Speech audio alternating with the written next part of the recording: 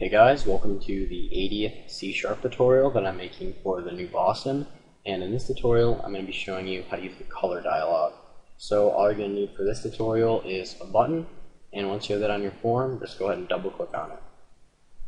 So in order to create a new color dialog, just go ahead and type out color dialog.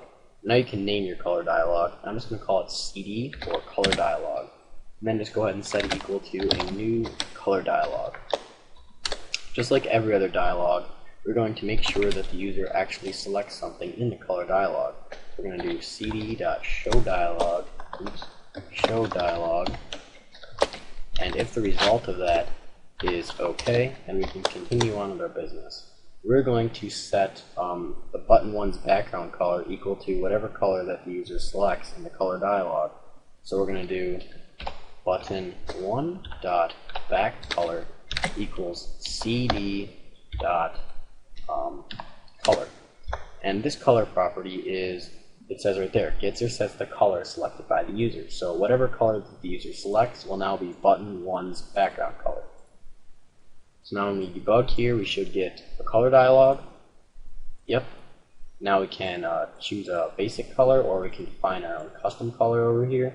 I'm just going to make it, I guess it's blue. Click add to custom colors, select that color, and click OK. And when I click OK, button 1's background color should change to this blue. Yep. You can also choose if you want the user to be able to have a custom color or create a custom color. So in order to do that, you're going to want to use the allow full open property, and you're going to want to set that equal to false if you don't want them to be able to create and select a custom color. So now when we debug here and click this click me button, yeah, you can't define a custom color. So you are forced to choose a basic color.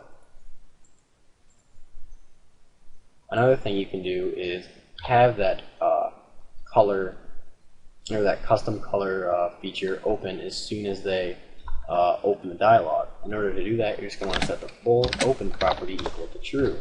So as soon as you open the color dialog, it will show this custom colors over here.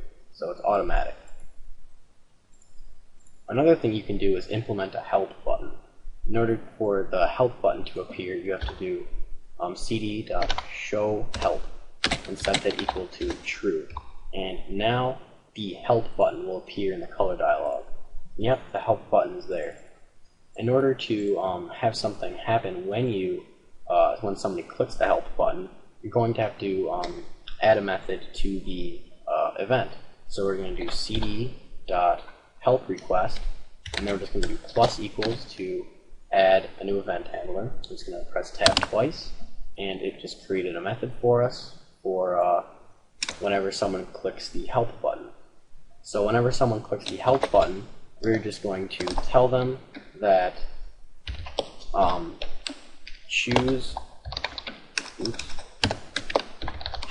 a color for the background of background of your button.